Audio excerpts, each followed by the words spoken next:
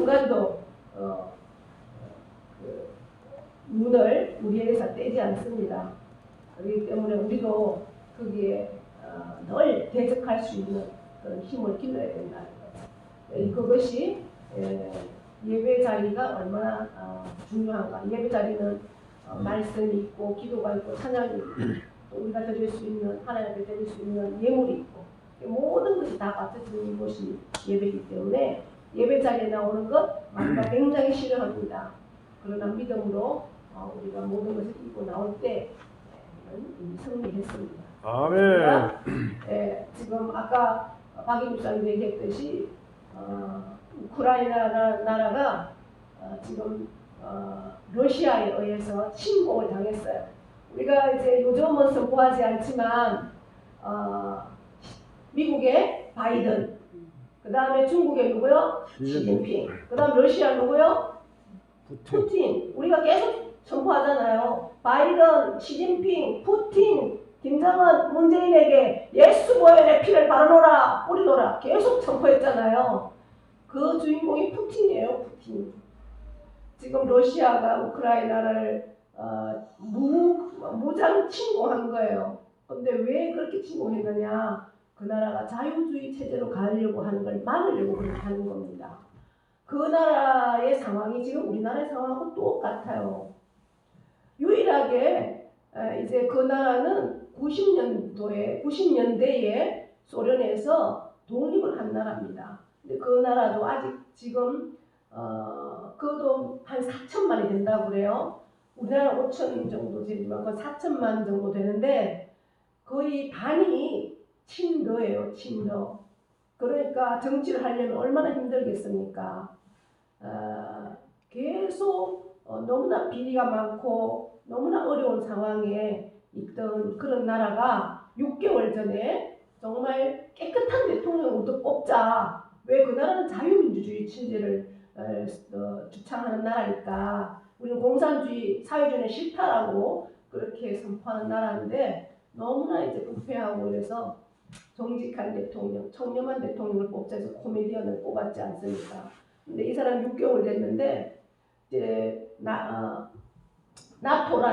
나토에 가입하면 다른 나라들이 침공을 못해요. 러시아가. 왜? 독립이 아니고 뭉쳐져 있는 연맹이기 때문에. 그런데 이 대통령이 나토에 가입하려고 그러니까 그 나라에서 반대를 하는 거예요. 그 왜? 친러시아 쪽에 있는 사람들이 나라 안에서. 우리나라하고 똑같잖아요. 우리나라도 동맹이 있어야 돼. 우리가 핵이 있습니까? 힘이 있습니까? 중국과 북한은 핵 미사일을 계속 쏴대고 저 나라도 핵이 없어요.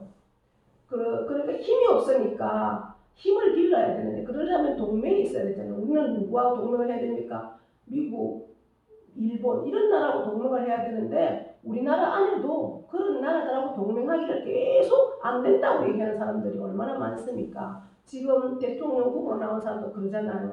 그러니까 그러다 보니까 지금 나토에 가입을 못했어요. 나토에 가입했다면 저렇게 침공을 안 당합니다. 그런데 나토에 가입을 못하고 홀로 저렇게 있다 보니까 러시아가 저렇게 침공을 했어요. 그런데 저 사람들이 얼마나 똘똘 뭉쳐가지고 나라를 지키는지 그 수도가 거의 다 포위가 됐다고 그래요. 지금 러시아에서는 어쨌든 이 나라 대통령을 잡아서 자기들 꼭두각시를 만들려고 하는 게 목표거든요. 그런데 워낙 이제 막 국민들이 뭉쳐가지고 우리나라를 지켜야 한다. 지금 이렇게 이제 하니까 생각보다 만만치 않은 것 같아요. 근데 다른 이제 지금 우리나라에서도 도와줘야 되는데 우리나라 정부가 저걸 같이 호응을 안 하잖아요. 안 도와주려고. 러시아 쪽에 있어서 우리는. 그래서 무기를 못 가도 지금 그렇게 되면 결국은 이제 푸틴 저 러시아는 저기에서 손을 떼지 않으면 국제 금융에서 손을 다 막습니다. 그러면 달러가 유통이 안 되면 저 나라는 자기 혼자 먹고 살아야 되는 거예요. 모든 게 끝납니다. 국제적인 거는. 그렇게 고립당하느냐 이런 시점이 있는데 얼마나 악랄합니까? 그러니까 우리가 전쟁이 없다라는 거는 상상하면 안 됩니다. 내가 힘이 없으면 언제나 당하는 거예요.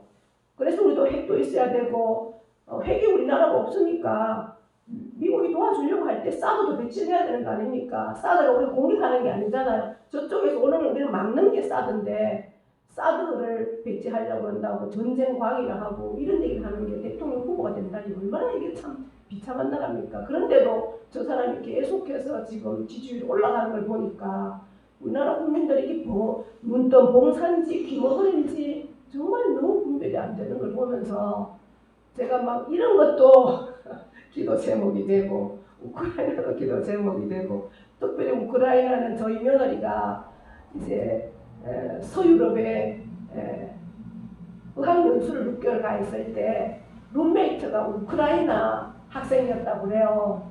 그래서 기도해달라는 부탁도 하고 이러니까 더 마음이 쓰이는 거예요. 이런 것들도 있고 막 교회도 박정수 집사님도 엉치가 아파서 저렇게 힘들다 하지 뭐 이런 거 저런 거 때문에 더 신경이 쓰이고 또 이제 스쿨에 또 뭐 이런 것들 때문에 계속 무리가 되니까 그냥 막 독감이 확 와버리더라고요. 그래서 어제 병원에 갔더니 굉장히 오랜만에 오셨네요.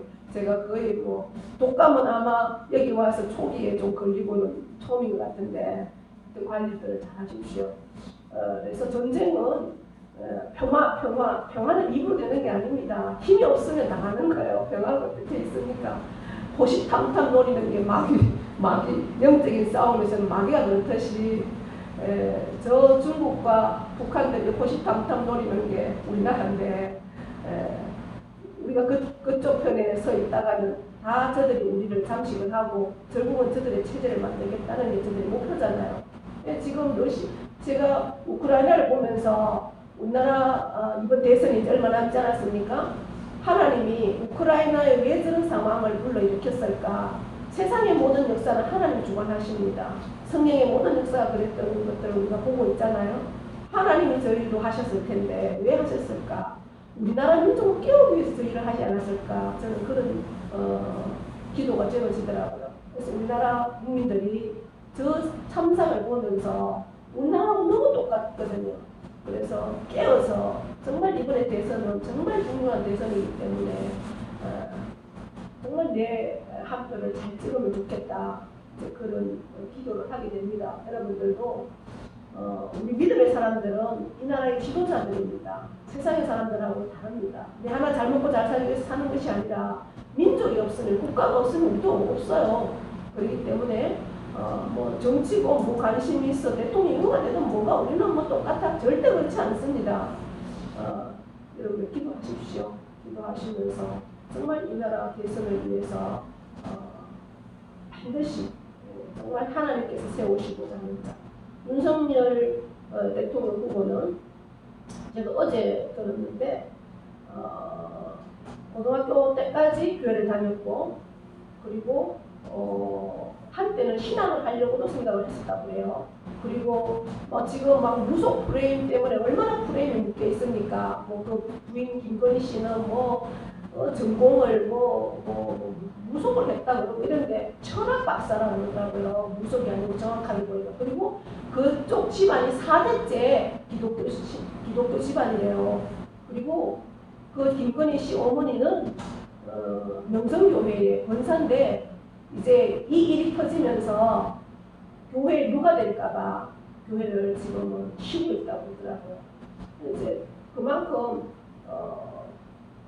기독교 가치관이 있는 그런 사람이더라고요. 저는 이제 기도 제목에 늘 첫 번째 기도 제목이 우리나라 대통령은 성경적인 가치관이 있는 자유민주주의 체제를 완전히 구축할 수 있는 정말 안보관이 가지고 있는 그런 사람이 세워지기를 기도했는데 저도 어제 알았어요. 그러한 그나마라도 그 기독교에 한탕이 있는 사람이더라고요. 그래서 우리가 그러한 것들을 기억하시면서 기도하면서 정말 하나님의 성경적인 가치관, 정말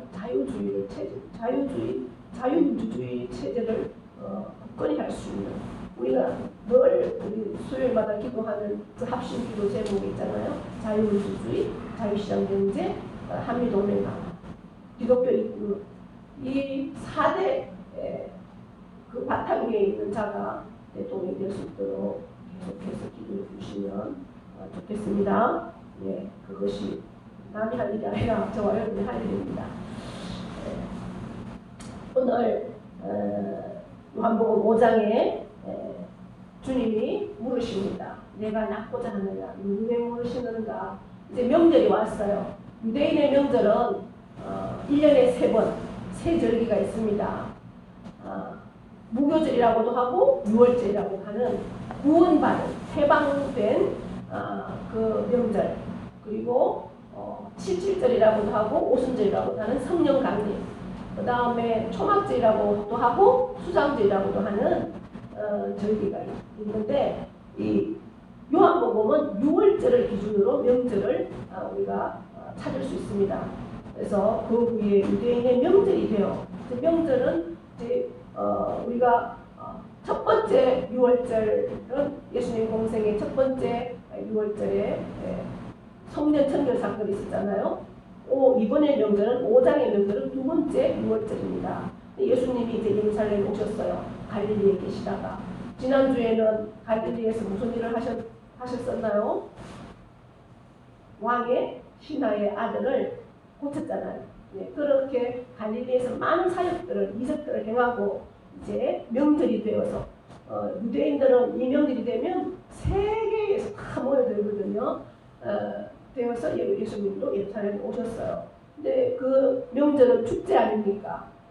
축제고 예배고 이때는 물론 제사지만 그렇게 축제 장소에 오셨는데, 예수님이 가장 먼저 가신 곳은 어딘가? 베데스다라고 하는 연못이 있는 곳에 가셨다는 거예요.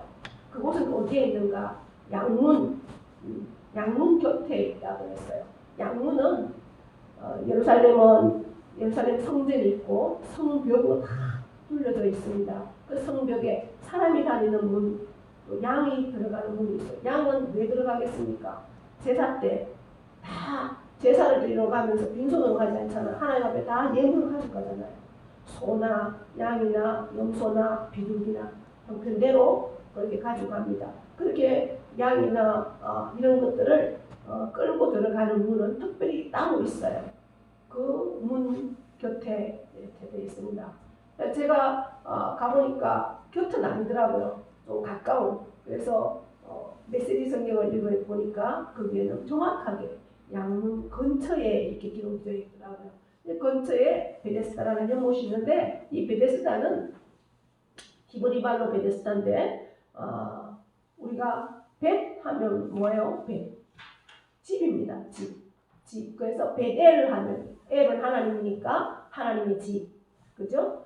그 다음 베들레헴도 벳 집입니다. 베들레헴은 바로 떡이라는 거죠. 베들레헴은 떡집 뭐 이렇거든요. 베데스다도 벳과 에스다가 합쳐져서 자비의 집 이런 뜻입니다. 그곳에 연못이 하나 있는데, 그 연못에는 이제 내려오는 그러한 전설 같은 이야기가 있는 거죠. 그 물이 동하면, 움직임이 있으면, 들어가면 가장 먼저 들어가는 사람이 낫는 거예요. 근데 이제 병자라는 병자는 거기 다 모였어요. 오늘 보니까 뭐 많은 병자가 있다 했잖아요. 맹인도 있고, 다리 저는 사람도 있고, 혈기 많은 사람도 있고, 그러니까 다 거기에 누워서, 거기는 뭐, 그러니까 또 요한 사람 38배 된 병자가 있다고 그랬어요. 그러니까 그쪽에는 가면은 뭐 냄새가 진동 안 하겠습니까? 그죠? 모든 병자가 그런데 거기서 가장 먼저 물이 동할 때, 그러니까 물도 언제 이게 움직임이 있을지 모르니까 다 거기만 쳐다보고 있을 거 아니에요. 근데 가장 먼저 들어간 사람이 나오니까 내 주위에 있는 사람이 다 경쟁자인 거예요. 그죠? 많은 환자들이 있어도 다 경쟁자가 되는 그러한 상황에 있을 때 예수님이 예루살렘에 제사 때문에 왔지만 가장 먼저 들린 곳이 이곳이라는 거죠. 그래서 우리가 이곳을 보면 어때요? 이곳은 아픔이 있고 고통이 있고 아무도 찾아오지 않는, 너무나 외면당하는 그러한 곳에 예수님이 오셨다는 사실입니다. 그리고 예수님이 그 많은 사람들이 있었을 거 아니에요. 이렇게 안 받겠습니까? 다 누워서 거들기고 있으니 그때 예수님의 눈길이 딱 주목된 사람이 한 사람이 있었다는 겁니다. 그 사람이 누굽니까? 38년이나 된 병자예요. 하루도 아니고 이틀도 아니고 30년 하고도 8년이에요. 참 생명의 주관자는 하나님인 것을 우리가 인정하지 않을 수 없죠. 그때 예수님께서 6절에 보시면 그 누운 것을 보시고 그랬어요. 보시고 예수님이 보셨습니다. 그리고 병이 벌써 오래된 줄 아시고 이러시되, 그러니까 예수님이 보시고 아시고 말씀하셨어요. 여러분, 이 말씀을 우리가 보면서 우리의 영적인 부분도 우리도 똑같은 세상의 모습과 똑같다는 거예요. 예수님의 시선은요, 권력 있는 자, 힘 있는 자, 돈 많은 자에게 있지 않아요. 예수님의 시선은 아프고 소외되고 고통당하는 자에게 시선이 있다는 거예요. 그리고 그들에게 찾아오셔요. 저와 여러분도 마찬가지잖아요. 저와 여러분이 주님을 먼저 택했나요? 저와 여러분이 뭘 많이 가진 게 많아서 주님을 찾아왔나요? 그렇지 않잖아요. 주님이 나를 보시고 나를 아시고 나를 불러주신 거 아닙니까? 그러면서 말씀합니다. 너가 낫고자 하느냐? 이렇게 물으셨어요. 그 병자에게 어떤 심정이냐를 묻는 거예요. 너가 정말로 간절함이 있느냐? 여러분, 내가 간절함이 있으면 뭐 어떻게 해서라도 합니다. 간절함이 없기 때문에 하지 않는 거예요. 무엇이든지 그렇습니다. 내가 정말 필요하고 간절하면 못할 게 없어요. 그죠? 간절하지 못하기 때문에 못하는 거죠. 그랬을 때 병자가 막 나 낫고 싶습니다 이렇게 말하지 않습니다. 그만큼 간절함이 없는 것 같아요. 제가 봤을 때는 뭐라고 합니까? 아무도 나를 데려다 넣어주는 사람이 없다고. 당연하죠. 나 낳으려고 들어가지 누가 그걸 넣어주겠습니까? 남 핑계를 대고 있는 거예요. 나 너무 낳고 싶은데 이제 예수님이 누군지 모르는 말하겠죠. 그때 예수님이 뭐라고 합니까? 일어나라.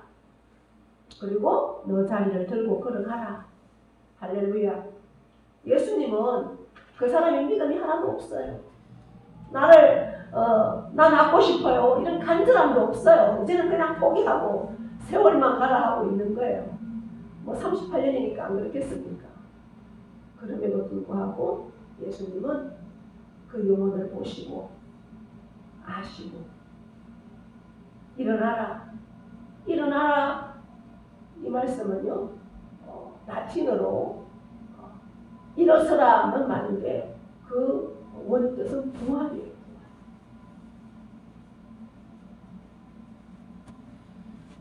단순히 일어나라는 거 아니에요. 이제 내가 내게 생명을 주고 내게 구원을 주고 내게 부활을 주겠다는 그 말씀이죠. 그러면서 일어나라. 내 자리를 들고 걸어가라. 아멘.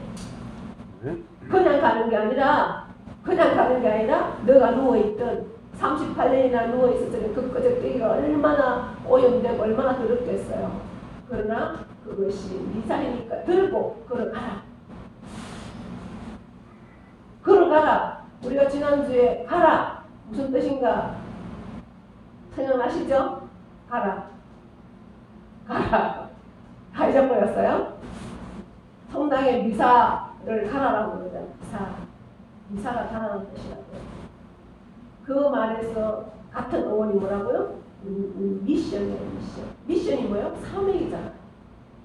우리는 다 사명받은 자예요. 이 땅에서 하나님의 사명.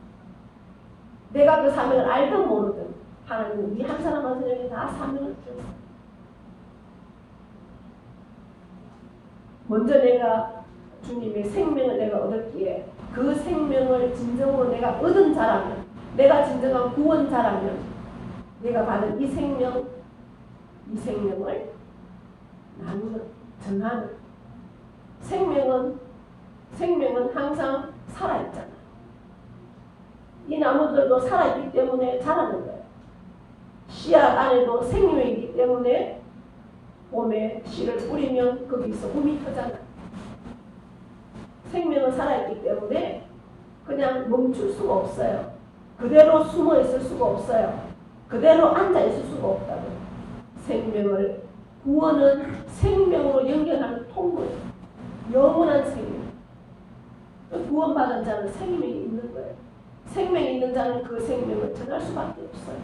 내가 받은 이 생명을 나눌 수밖에 없다고. 예수님께서 요한복음 10장 10절에 뭐라 했습니까? 내가 온 것은 양으로 생명을 얻고 더 풍성하게 얻게 하기 위해서 내가 이 땅에 왔다고 했잖아요. 예수님이 진정 나의 주인이시고 하나님이 나의 아버지라면, 내가 이미 생명을 받았다면 내가 받은 이 생명을 더 풍성하게 이 세상 가운데서도 전해야 한다는 거예요. 그래서 이 세상이 생명으로 가득 찼어요. 그 생명은 영원한 생명으로 연결되잖아요. 그것은 뭐예요? 천국이다. 하나님의 통치 안에서 그 천국, 지옥에 있던 저 영혼, 영원한 사망에 가는 저 영혼을 내가 생명받은 자라면, 내가 구원받은 자라면 전해야 하는 그 책임이 저와 여러분에게 있어요. 그래서 주님은 말씀하는 거예요.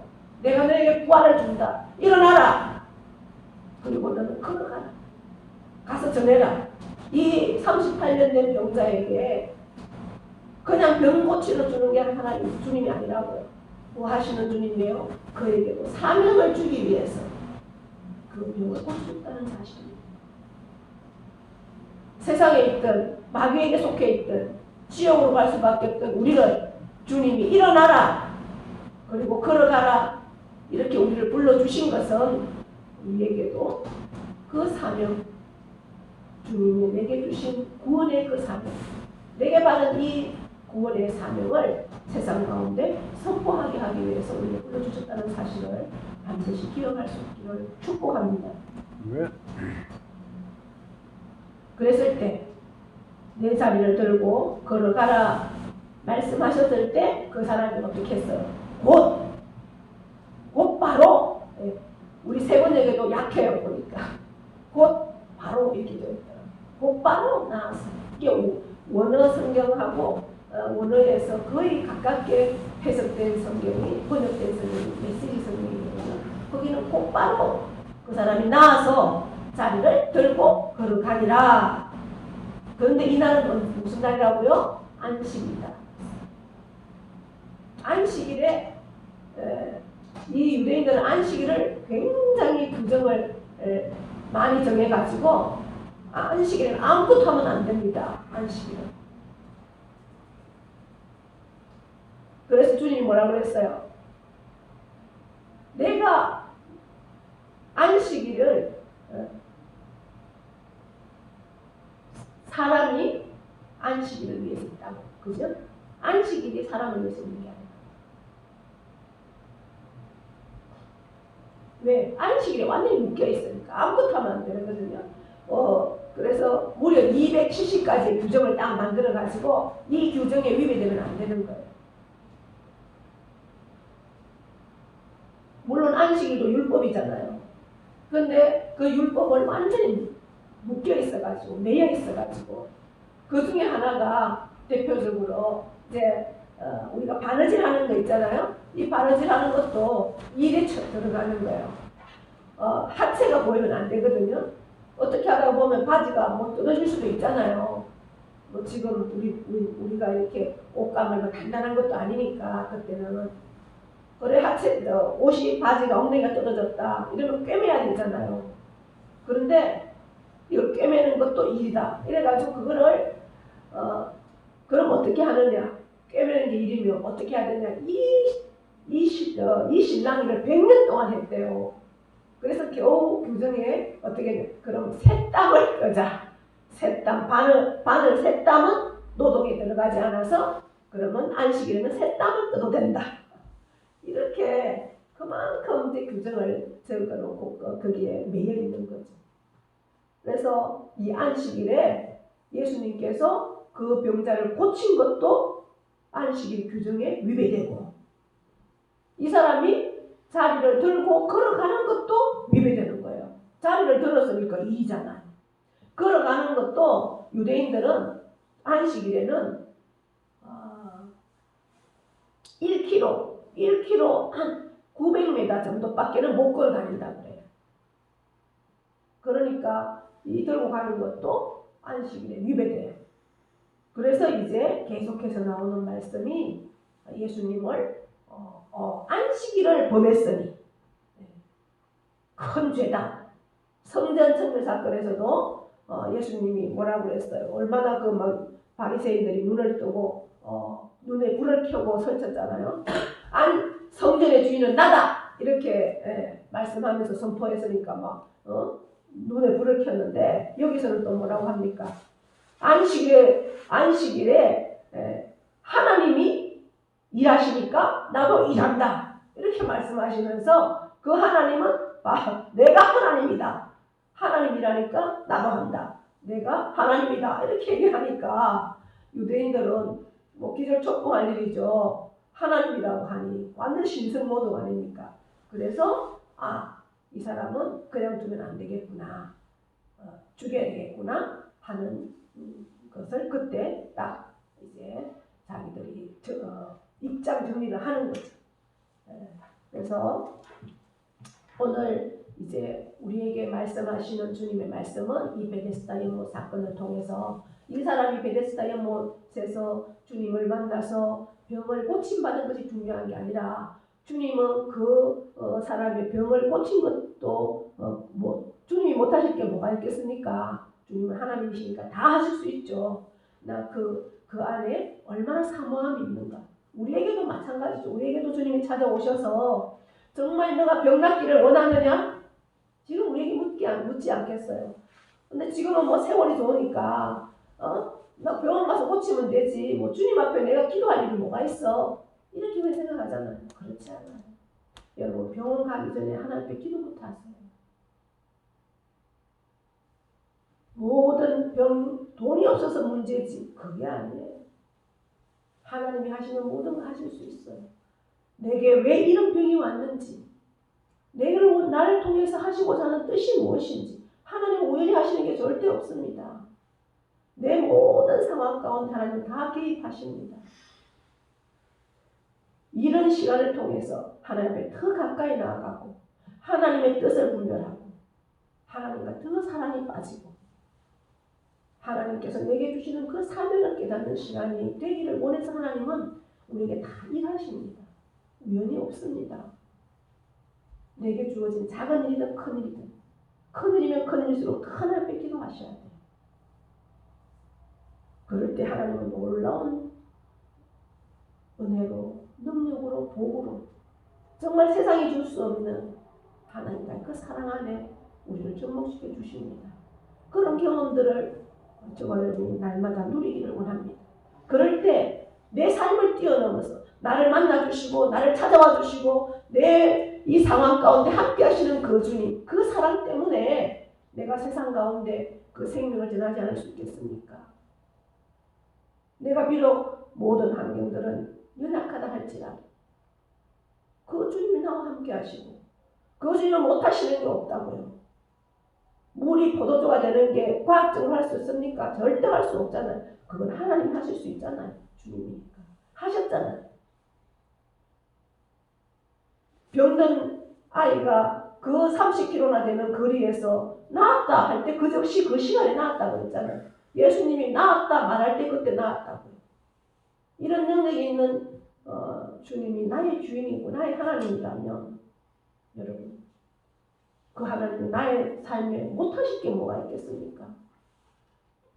못하실 게 없어요.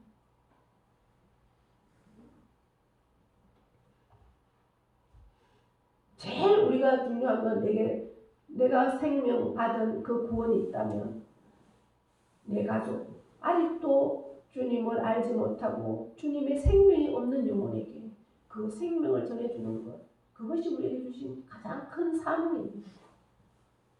그들을 위해서 기도하시고 그들에게 계속 생명을 전하세요. 그들이 듣든지 아니 듣든지 여러분 세상에 속해 있는 사람들은요 이게 안 될 때 그 생명이 없을 때 뭘로 나타나는 줄 압니까?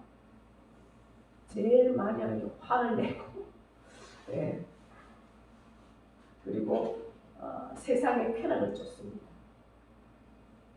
하나님의 생명이 없는 자들은 세상의 쾌락을 쫓는다고. 그리고 뭐 얘기하면 안 되면 뭐해요? 화내니까.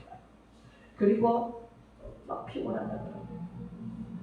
가장 많이 오는 게요, 피곤해요. 영적인 능력이 없고 하나님의 생명이 없는 자는 늘 피곤함이 있습니다. 화를 많이 내고. 그리고 세상에서 쾌락을 쫓습니다. 우리는 생명이 있는 자에게, 생명이 부족한 자, 그들에게 그 생명을 전하는 자로 한 주간 그렇게 기도하시면서 승리하시는 동안 다 될 수 있기를 축복합니다. 하나님 아버지 고맙고 감사합니다. 너가 낳고자 하느냐?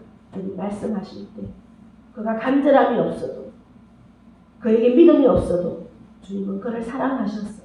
일어나라, 내 자리를 들고 걸어가라. 부활의 능력도 주시고 귀한 사명도 주셨습니다. 우리에게 믿음이 없음을 아버지 하나님 앞에 내어놓습니다. 능력도 없음을 내어놓습니다. 간절함도 없습니다. 주님, 그럼에도 우리를 불쌍히 여기시고 오늘도 이 자리에서 이 말씀을 듣게 하여 주셨사오니 이것은 결코 우연이 아닙니다. 하나님, 내게 주신 것 뜻을 다시 깨닫게 하시고 내게도 일어나 걸어갈 수 있는 그러한 능력을 허락하여 주셔서 내게 주신 이 생명, 부족한 자들에게 그 생명을 전할 수 있는 자로 이 한 주간도 능력 있는 삶을 살 수 있도록 주여 도와 주시옵소서. 역사하여 주시옵소서. 아멘. 감사드리며 예수님의 이름으로 기도하옵나이다. 아멘.